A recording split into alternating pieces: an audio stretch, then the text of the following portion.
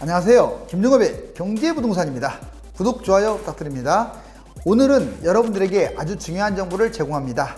서울을 비롯하여 전국적으로 초급매물이 늘어나고 있으며 매수자가 불안하여 계약을 파기하는 등 불과 몇 달 전과는 완전 딴판인 광경이 펼쳐지고 있습니다. 특히 법인 매물은 물론이고 올해 말소 예정인 임대사업자 매물들이 10월을 기점으로 집중적으로 쏟아질 것으로 예상이 되며 설상가상으로 양도세와 종부세 및 10월 공시가격 현실화에 부담을 느끼는 다주택 매물이 동시다발적으로 나올 경우 집값이 크게 추락할 수도 있습니다. 4억 미만 저가 아파트가 아니라면 일단 10월 이후 겨울까지 흐름을 보면서 매수를 저울질해도 늦지 않습니다. 볼까요? 집값 10월 대붕괴 초초초 급매 쏟아진다. 지금 6월 7월 꼭지 찍고 점점 내려가고 있는 건 맞습니다.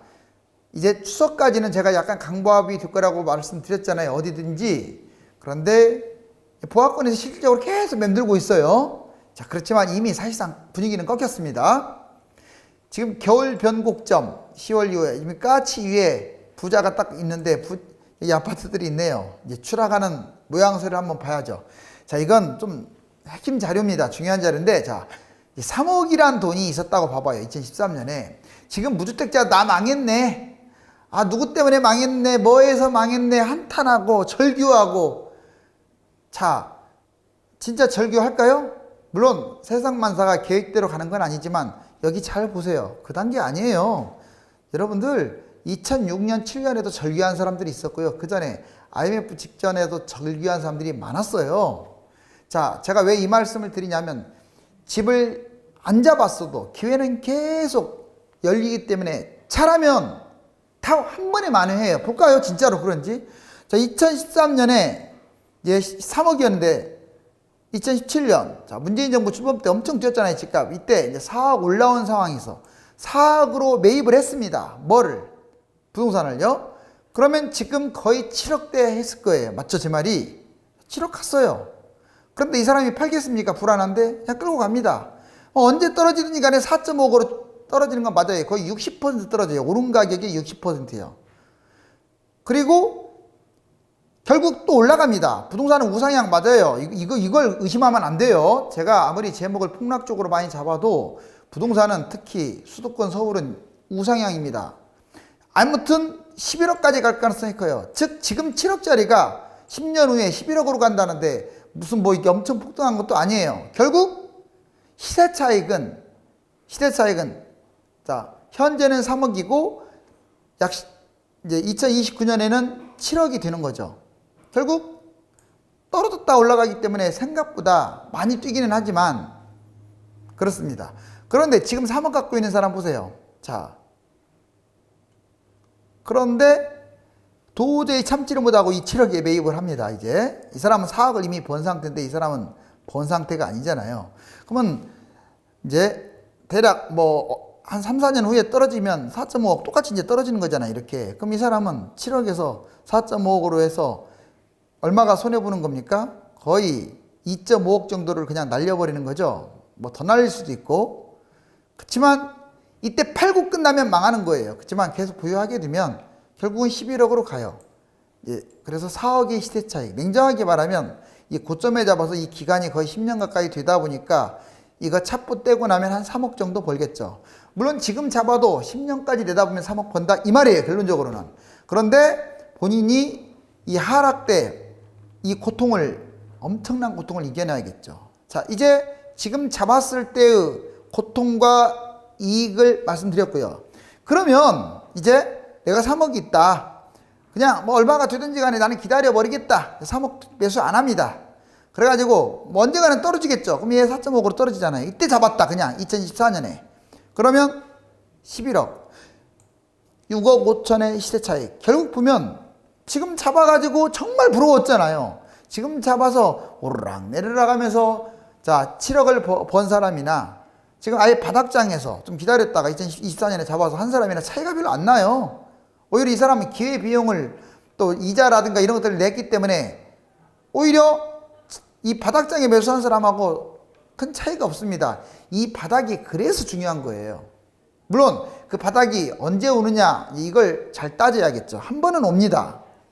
제가 왜 이걸 제시했냐면, 자 보세요. A, B, C가 있는데 어떤 경우라도 집은 우상향하는 거 맞아요.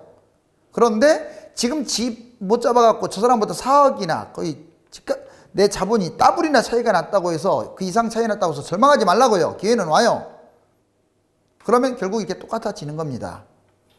그런데 좀 이제 달라질 게 있어요. 이게 다 이대로 가면 똑같은데, 지금 매수한 사람이 4.5억으로 빠졌어. 에이, 저기 막 7억이 아니라 이번에는 막 12억짜리가 막 6억으로 빠지고 더 많이 빠지잖아요. 고가 아파트가. 그리 갈아타오려. 그냥 대출을 끼고. 그러면 그 사람은 훨씬 더 시세차익이 7억이 아니라 시세차익을 10억을 넘길 수가 있어요. 10억, 11억, 12억 이렇게 넘길 수 있습니다. 마찬가지로 꼭지에 잡아가지고 완전 폭락한 사람, 그냥 좌절할 게 아니라 내 거보다 훨씬 많이 떨어진 것으로 갈아탄다. 그럼 이렇게 갈 거예요, 한 번은. 그리고 마찬가지로 자, 처음 매수하는 사람도 그냥 매수하지 말고, 빚 없는 게 자랑이 아니에요. 하락장에는 대출을 끼고 매수를 하면 역시 훨씬 더 많이 매수할 수 있어요. 지금은 집을 잡더라도 대출 끼면 안 됩니다. 영끌하는 사람들 아주 위험한 거예요. 그러니까 자, 이제 중요한 사항 말했고, 두 번째 보세요.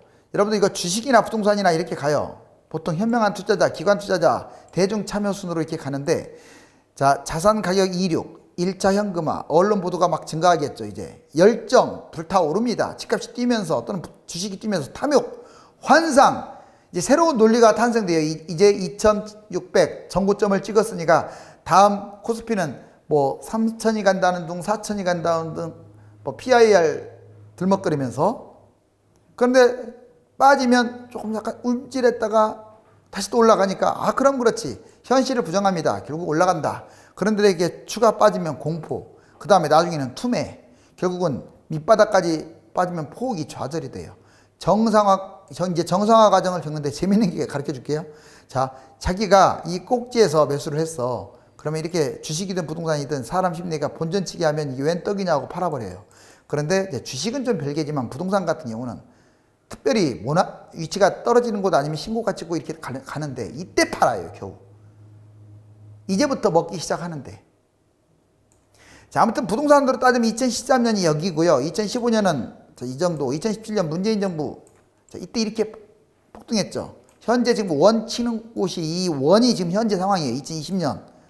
여기서 좀 더 가든 덜 가든, 여기서 오르느냐 내리느냐는 이제 중요하지 않아요. 오르면 치가 얼마나 뛰겠어요. 만약 더 폭등하면 이제 정권 내놓는다고 제가 얘기했잖아요. 누가 투표해 주겠어요, 무주택자들이. 여기서 분명히 어떤 대선도 코앞이니까 적어도 폭락까지는 아니래도 어느 선까지는 떨어뜨리겠죠. 자, 아무튼 2024년 이런 상황이 돌아올 가능성이 있습니다. 자, 여러분들 부동산 급매물 잡기 10단계 잘 기억하세요. 뭐 급매물이 아니래도 이것도 모르고 그냥 딱 지나가다 매수하고, 부동산 들렸다 매수하고, 말에 현혹되어 매수하고, 무계획이 계획이다. 자, 1번. 일단 겨울처럼 부동산, 이제 겨울이 됐거나 이때 일시적 조정을 하잖아. 가격이 그때는 급매가 나와요. 또는 2, 4년 하락해가지고 아예 대세 하락장이거나, 이때를 딱 선택하는 거예요. 매수 예상 아파트 최소 3곳은 봐야 돼요. 하나 보고 겨우 잡는 사람들은요, 그건 아닌 거야. 알았죠? 그래서 선별을 합니다. 그리고 매수 목표가도 선정을 해요. 나는 이 정도면 좋겠다, 이렇게. 그 다음에 방문하기 전에 이거부터 해야 돼요. 자, 네이버, KB 시세, 종합정보, 특히 네이버가 한국감정원이나 이렇게 섞여 있잖아요. 그럼 네이버의 부동산 시세를 보고 실거래가와 호가를 꼭 확인하세요. 그런 다음 네 번째, 이 선정한 아파트를 최근 7년간 시세와 주변 시세까지 좀 넓혀 나가요. 이 작업은 현지 방문하지 마시고 인터넷으로 하시라고요. 인터넷으로 금방 볼 수 있잖아요. 뭐로 현지 방문을 합니까? 그렇게 발바닥 아프게 몇 군데 돌지도 못해요. 정보를 좀 본인이 알고 가야죠. 몇 세대인지, 주변에 뭐가 있는지, 여기에서는 어떤지, 뭐 시세는 어떻게 흘러가는지, 매물은 어떻게 나와 있는지 알고. 지금 이거 다 인터넷에서 하는 거예요. 그 다음에 다섯 번째, 잘 들으세요. 인터넷 검색 정보를 바탕으로 부동산 3곳 정도를 탐방하는 거예요. 그 다음에 탐방해야 하는데 밑도 끝도 없이 그냥 원시적으로 그냥 현장 탐방? 어떻게 돈 벌겠습니까? 자, 여섯 번째, 현장 중개소 이제 전화를 하고 방문해 가지고 호가, 딱 호가를 보고요. 또는 실거래가도 보면서 동층향을 봐야 돼요. 얘가 1억이 싸네, 5천이 싸네.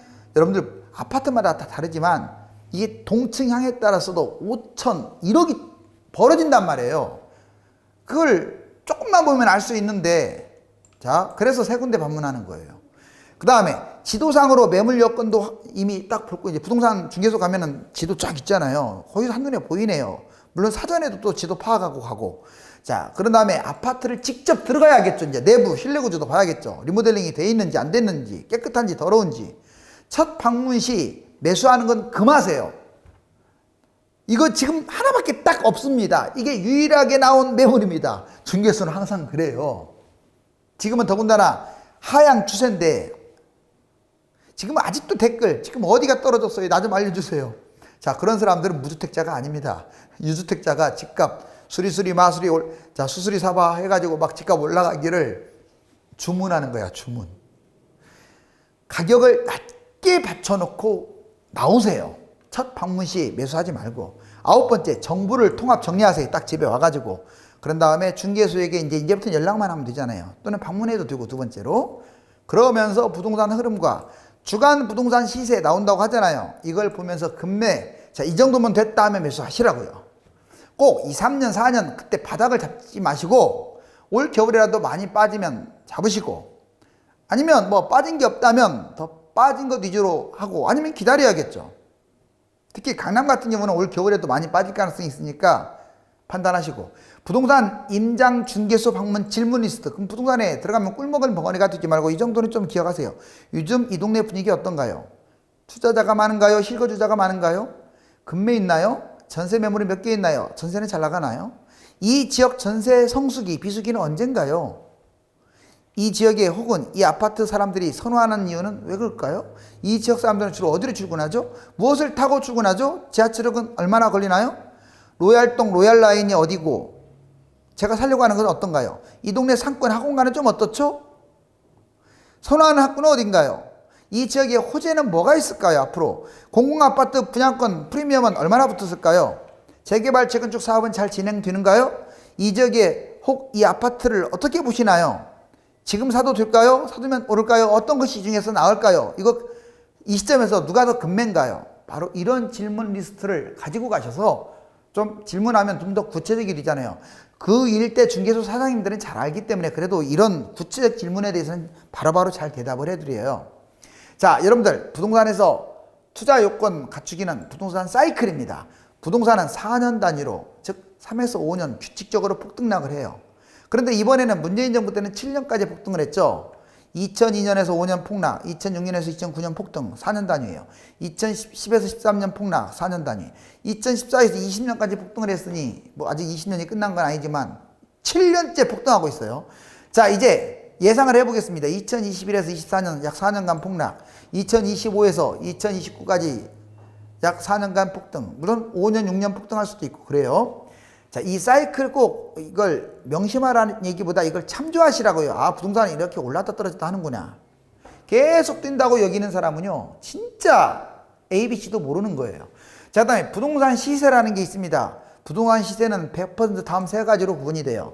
시세하면 실거래가만 시세가 아니에요. 여러분들, 매도 호가. 일단 두 번째, 현재 시세 보자고. 지금 실거래가를 기준으로 한 그 사이트에 나와 있는 시세, 이게 현재 시세인 거예요. 보통 60에서 80% 시세가 맞아요. 하지만 상승장에는 그 시세보다 10에서 20% 높습니다.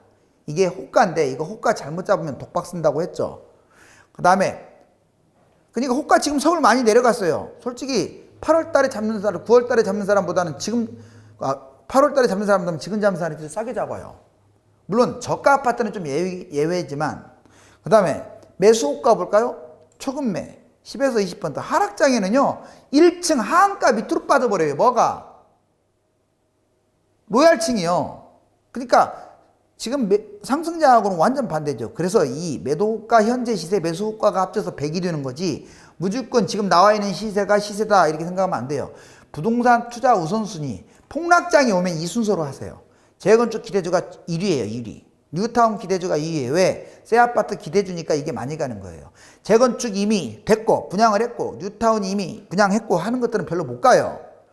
그 다음에 두 번째 좋은 게 이제 뉴타운 기대주고 세 번째가 분양권 입주권이에요. 왜? 아직 새 아파트가 된 게 아니니까. 그 다음에 세 번째 좋은 게 새 아파트입니다. 자, 이미 입주한 아파트는 먹을 게 좀 덜 할 거 아니에요?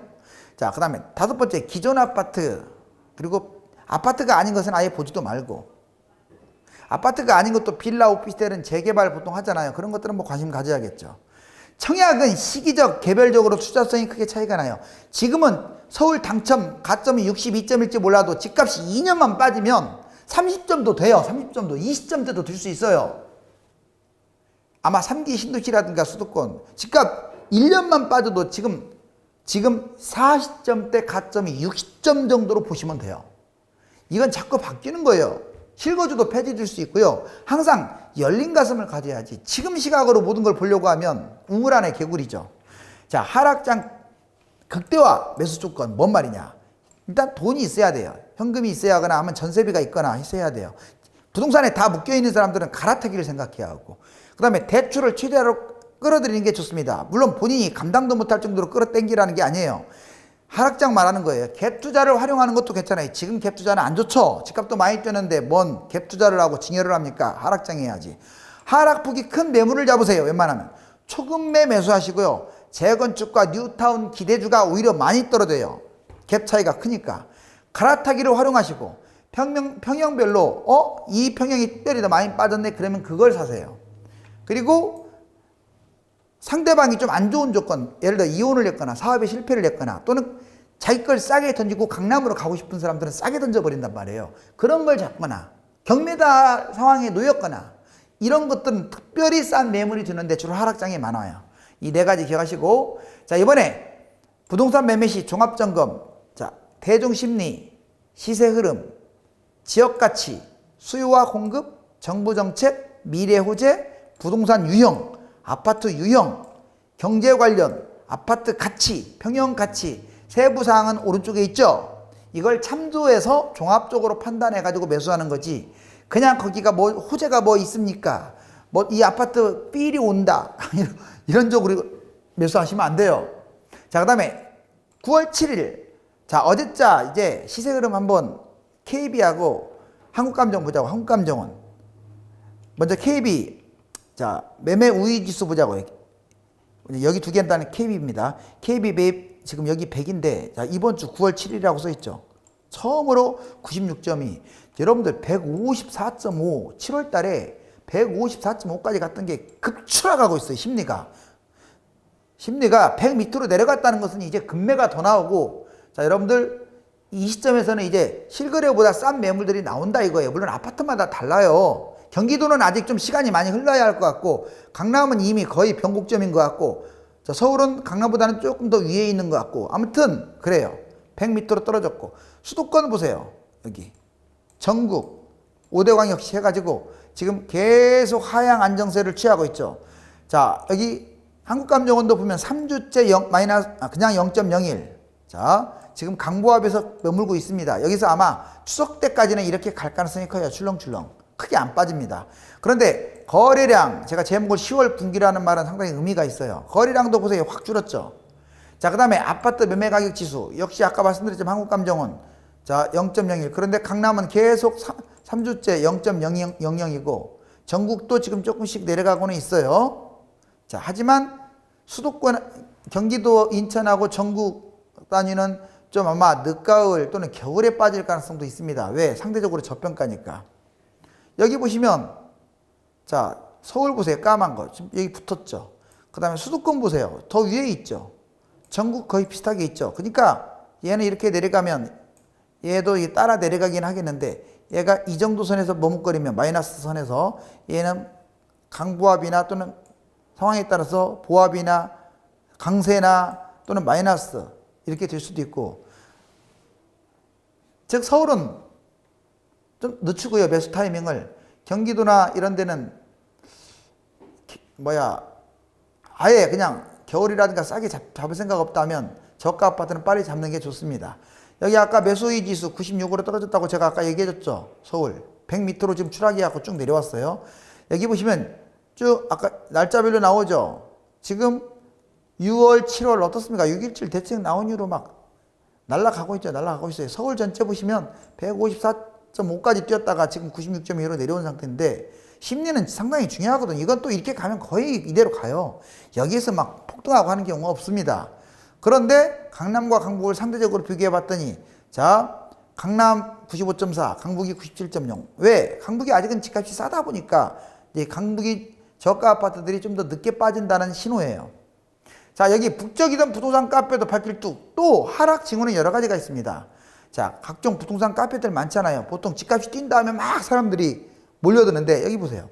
자, 8월 27일 그리고 9월 10일 자, 며칠 차이 아니지만 이렇게 내려가고 있지 않아요? 방문객이 확 줄었죠. 자, 그리고 급매물이 늘어나는 거 보세요. 자, 예전에 자, 이제 급매물이 쭉쭉 늘어나고 있죠. 이렇게. 자, 9월 10일입니다. 벌써. 점점 약할수록 늘어나겠죠. 전국 시세 흐름과 신용대출 추이.